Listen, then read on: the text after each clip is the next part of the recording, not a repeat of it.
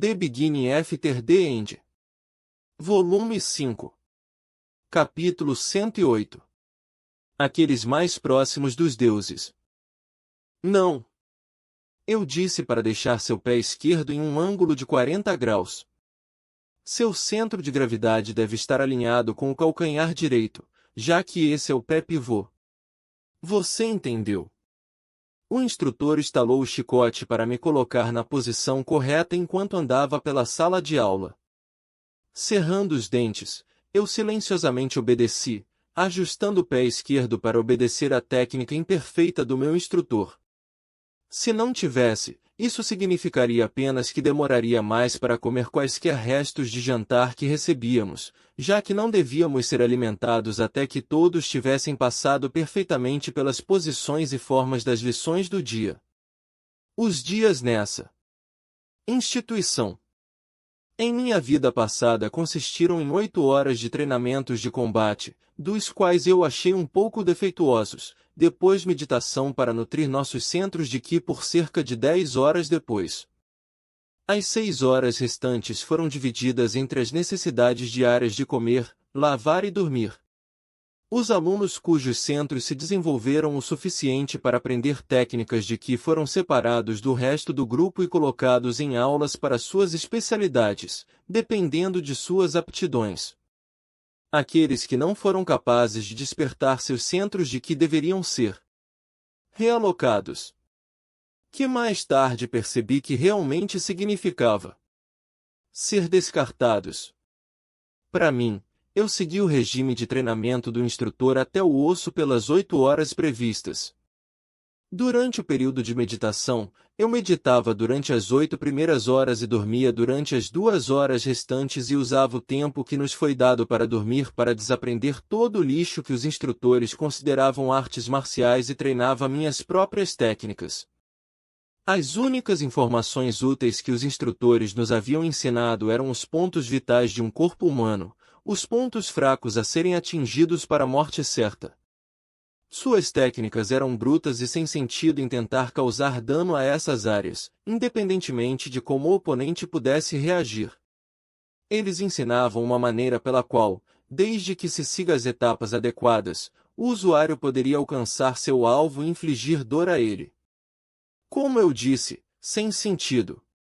Escondi o fato de que meu centro de Ki havia sido cultivado o suficiente para aprender técnicas de Ki pelo maior tempo possível, pois sabia que uma vez que havia avançado para as classes de nível superior, isso me daria menos tempo para treinar sozinho. Meu único golpe de sorte naquela época, eu admito, foi tropeçar em um livro de técnicas de Ki para ocultar a presença do usuário. Eu absorvi as palavras daquele livro como se fosse água fresca em um deserto árido. A técnica do manual era de baixa qualidade, mas eu havia praticado a técnica a tal ponto, que me proporcionou a capacidade de me infiltrar no local privado da biblioteca onde eles mantinham todas as técnicas de Ki. Pensando bem agora, provavelmente eu não era tão alto na minha vida anterior devido ao fato de eu ter dormido apenas 8 a 10 horas por semana, devido a quanto tempo eu passei lendo e praticando as técnicas. Eu sabia que seria inútil para mim tentar aprender todas as técnicas, então eu estudei apenas as artes de Ki que mais me beneficiariam a longo prazo. Eu percebi que, embora a biblioteca estivesse protegida, ela não era muito bem guardada. A razão é que, mesmo que um estudante tenha invadido por dentro, eles não conseguiriam descobrir por si mesmos como aprender essas técnicas.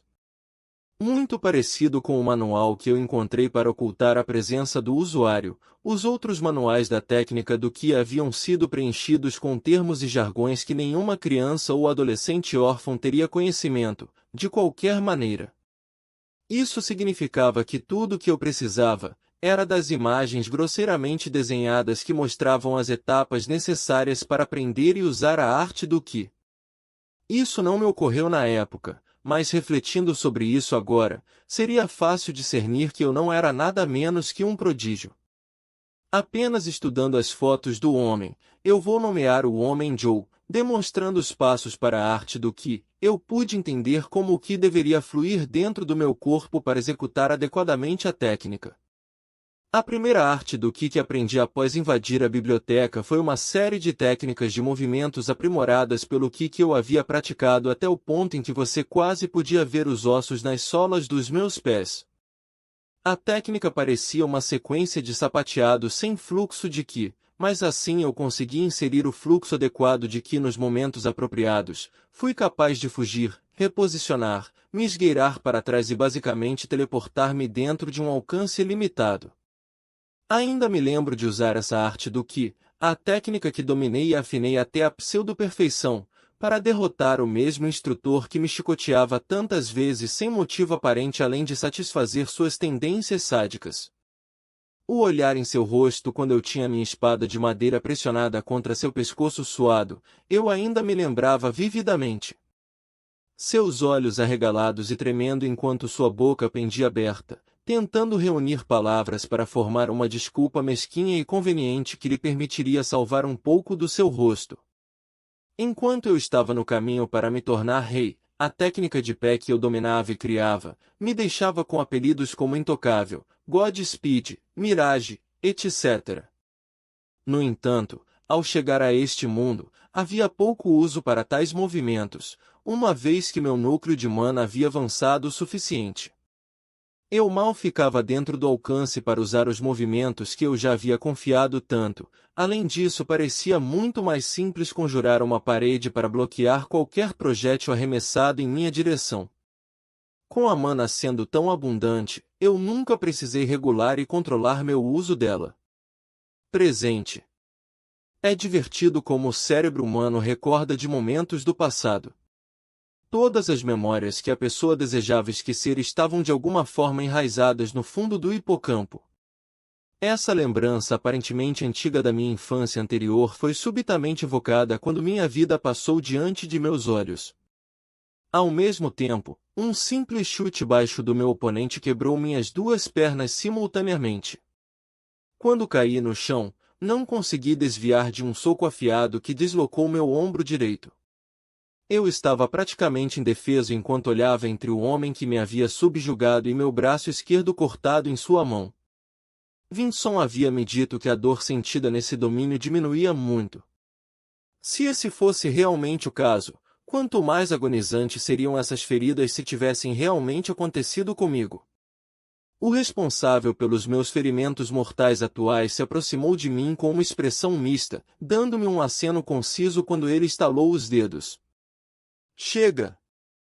Ele anunciou enquanto o mundo desaparecia em preto. E, assim, eu estava acordado novamente com todos os meus membros presos e intactos. Eu imediatamente caí de 4 e joguei o restante da minha última refeição enquanto eu respirava. Meu vômito imediatamente se dissipou na pequena lagoa de safira em que eu estava meditando.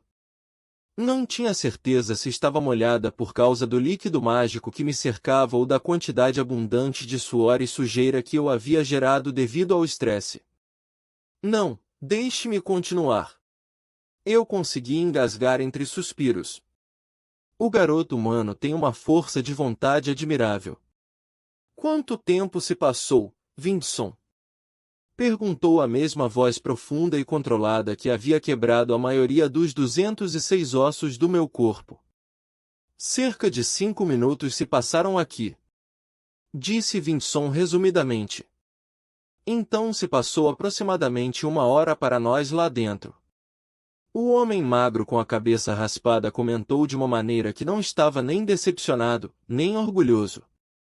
Eu considerei a conversa dos dois Azuras com uma curiosidade cansada enquanto limpava o vômito dos meus lábios. Novamente. Exigi desesperadamente, sentando-me na postura de meditação que Vinson havia me ensinado, no meio dessa piscina sagrada. O Azura com a cabeça raspada assentiu com aprovação e sentou-se, olhando-me exatamente na mesma posição, e trocou olhares com Vinson sinalizando para ele começar. Mais uma vez, o líquido brilhante subiu ao nosso redor e nos envolveu. Logo fui envolvido pela escaldante sensação familiar que me dominou nas últimas dezenas de vezes que fizemos isso e, novamente, Minha visão escureceu enquanto eu esperava ansiosamente por nós dois reaparecermos no inferno que era o centro de treinamento mental onde eu acabava de ser desmembrado. Meus pensamentos lentamente recuaram algumas horas antes de tudo isso, quando tínhamos acabado de sair do castelo do clã Indrat. Perturbado seria uma maneira suave de descrever meu estado de espírito depois que Lord Indrat decidiu que eu não estava em condições de ver ou mesmo me comunicar com meu vínculo próprio durante o período de nossa estadia. Ele deixou explicitamente claro que minha presença impediria o progresso de recuperação e do treinamento de Sylvie. Era estranho sentir-se separado de Sylvie. Normalmente, mesmo quando meu vínculo estava dormindo, eu ainda sentia a presença dela. De repente, fomos separados de novo, exatamente como aquele tempo na masmorra da cripta da viúva, fazendo-me sentir vazio, quase como se um membro tivesse sido arrancado. Venha, há algumas pessoas que eu quero que você conheça. O Azura fez uma pausa e continuou. Bem, apenas uma pessoa especificamente, por enquanto. Mesmo depois de atravessar a ponte, Vinson fez pouco para explicar a localização de nossos campos de treinamento, mantendo-se em grande parte silencioso ao descermos a montanha íngreme. Ao descermos, a atmosfera mudou drasticamente. As cores foram se esvaindo conforme íamos sendo cercados por pedras e madeira podre. O mar de nuvens que parecia tão baixo agora estava logo acima de nós, e parecia que a camada de neblina era a fronteira entre o céu e o que parecia ser o purgatório. Devemos ter intencionalmente percorrido o lado mais íngreme da montanha desde que descíamos verticalmente a maior parte do tempo. Vinson me explicou vagamente como era proibido o uso de artes de mana para se aventurar, algo a ver com tradição e ser digno. Por causa dessa tradição, a jornada que nos levaria minutos prolongou-se em horas. Chegamos! Anunciou Vinson, sem sinais de fadiga. Ele estava olhando atentamente para uma raiz morta que se projetava para fora da fenda entre duas pedras. Nós vamos treinar aqui. Eu murmurei entre respirações, olhando para a raiz insignificante em que Vinson parecia tão fixado. Segure a minha mão. Respondeu ele, ignorando a minha pergunta enquanto estendia a mão para mim. Assim que eu segurei sua mão, o Azura me puxou para frente, me balançando em direção à raiz. Antes que eu tivesse tempo de gritar de surpresa, o cenário mudou e eu estava em algum tipo de caverna pequena, a mesma caverna em que eu estava agora. Vinson apareceu atrás de mim logo depois e assumiu a liderança, indo em direção à piscina brilhante que eu estava encarando. É bom vê-lo novamente, Cordry. Vinson de repente cumprimentou, mas não havia ninguém além de nós dois na pequena caverna. É bom ver você também, ancião Vinson. E você deve ser o humano, Arthur Levin, correto? Nesse momento, uma figura que eu poderia jurar que não estava lá antes, de repente apareceu bem na nossa frente. Este homem não era de forma alguma distinguível ou notável de forma alguma. Ele me lembrou um monge, alguém que havia escolhido abandonar o mundo material, exceto que ele não estava vestido com um manto, mas com uma túnica leve e justa. As características únicas que ele tinha eram seus 4 olhos castanhos, mas mesmo isso parecia de alguma forma singelo. Todos os seus 4 olhos exalavam uma sabedoria calma que diferia do olhar silenciosamente aterrorizante de Lord Indrat. Sim, prazer em conhecê-lo. Respondi depois de recuperar rapidamente a compostura. Arthur, este é meu amigo íntimo, Cordry. Ele é do clã Tiestes do Panteão Azura, exatamente como Aldir, que você conheceu na época do castelo flutuante em Dikaten. Vinson o apresentou. Antes, ele havia me ensinado sobre as 8 raças Azura e os grandes clãs afiliados. A raça Pantheon foi a única raça de Azura versada no que eu chamei de arte de mana do tipo força. A raça Basilis, a raça do clã Vritra, foi a única raça capaz na arte de mana do enfraquecimento. As 6 raças Azura restantes, incluindo a raça dos dragões da qual Lord Indrat, Sylvia e Vinson fazem parte, possuem a arte de mana do tipo criação. Enquanto a raça dragão era temida pela arte do Aether que era tão única e misteriosa, ela ainda era considerada do tipo criação. Claro que os termos de Azuras para criação, artes de mana neutras e do tipo enfraquecimento diferiam para cada raça, mas eu apenas os padronizei para minha própria facilidade. Não havia tempo para discutirmos as qualidades especiais de cada raça, mas tive a sensação de que as aprenderia mais tarde. Lord Indrat realmente concedeu a você o Aether Orb. A voz uniforme de Cordry me tirou da minha linha de pensamento enquanto olhava ansiosamente para Vinson. Sim, está bem aqui. Vinson então pegou um objeto esférico do tamanho da palma da mão, revelando-o a Cordry. Lord Indrat está realmente investindo muito nesse humano. Ele suspirou, admirando o Aether Orb. Vinson olhou para trás, para encontrar meus olhos, dando-me um olhar de... Eu te disse. Antes de voltar. Arthur, venha e sente-se aqui conosco. Vou explicar como o treinamento começará. Cordry fez um gesto para mim com a mão enquanto se sentava. Vinson especulou que seria melhor o seu treinamento começar comigo, em vez dele, por algumas razões. Primeiro, seu corpo e o seu núcleo de mana não são fortes o suficiente para lidar com o tipo de treinamento pelo qual até os jovens Azuras passam.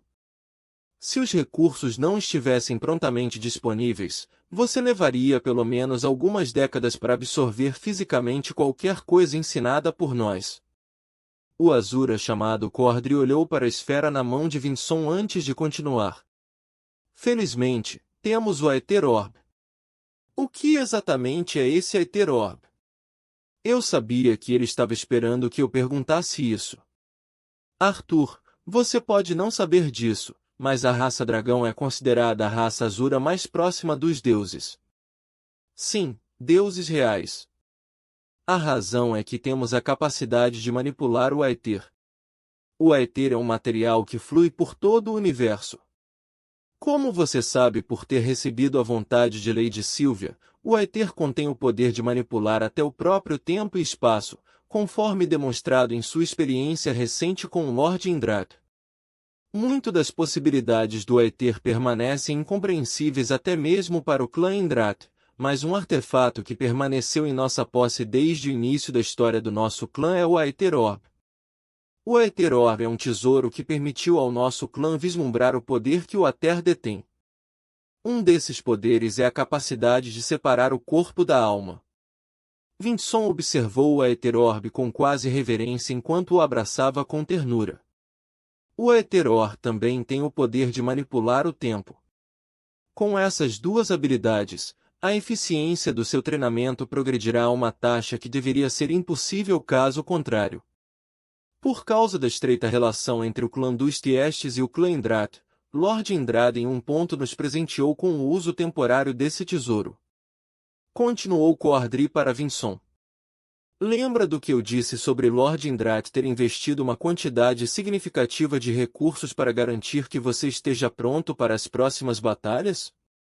Junto com o Aether Orb, Lord Indrat nos permitiu usar seus campos de treinamento exclusivos. O líquido rico em Aether dentro dessa lagoa ajuda a acelerar seu treinamento e a curar feridas que você sofrerá ao longo deste processo. Cordry aqui é um professor talentoso e altamente respeitado no clã de Tiestes. Ele será responsável pela parte inicial do seu treinamento. Vinson deu a Cordry um aceno enquanto os dois se levantavam. Então, o que exatamente vamos fazer primeiro? Perguntei, quase timidamente. Vinson respondeu, sua voz soando quase desonesta. Você vai lutar contra Cordry em um estado astral e vai morrer. De novo e de novo.